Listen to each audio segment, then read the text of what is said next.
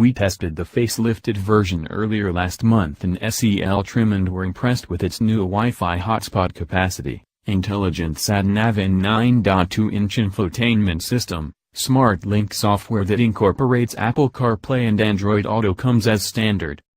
However, the same couldn't be said for its characterless 113 bhp 1.6-liter TDI engine and straitless driving style. Criticisms: we hope that this car, with its turbocharged 1.4-liter petrol engine and its optional adaptive dampers, can rectify.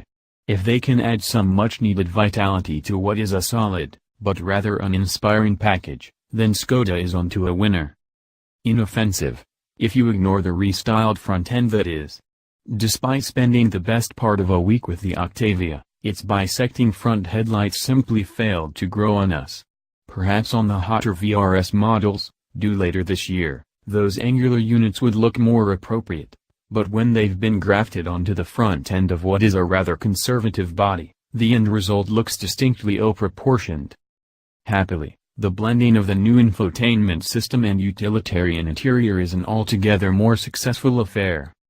The glossy one-piece touchscreen in our test car was slick and easy to use, despite ditching its physical shortcut buttons for a mostly intuitive on-screen menu. Unsurprisingly, the lesser Skoda doesn't receive the new gesture control system that is available on the more expensive Golf, but it's no loss. VW's system is at best a hit-and-miss affair, and at worst a distraction, due to slow response times and a sensor that's mounted too low down. Sometimes less is more. A sentiment that applies equally as well to the Octavia's well-rounded 1.4-liter petrol engine. We've always had a soft spot for the 1.4 as it strikes a balance between the frugal but slower 1.0-liter petrol engine and the more torquey but less refined 1.6-liter diesel unit further up the range.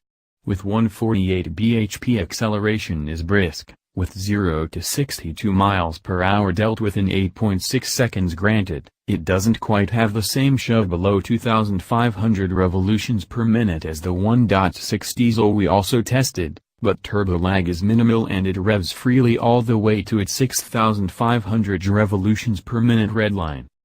What isn't quite so successful, however, is the Octavia's new adaptive dampers. On longer motorway jaunts you might be tempted to select the comfort setting, but to do so would be a mistake. Slacken the suspension off and the Octavia deals better with the majority of road scars, but crests and compressions have the rear end going around like a late 90s Lincoln Town car. Best to leave the DCC firmly in normal mode and deal with the slightly fidgety high-speed ride.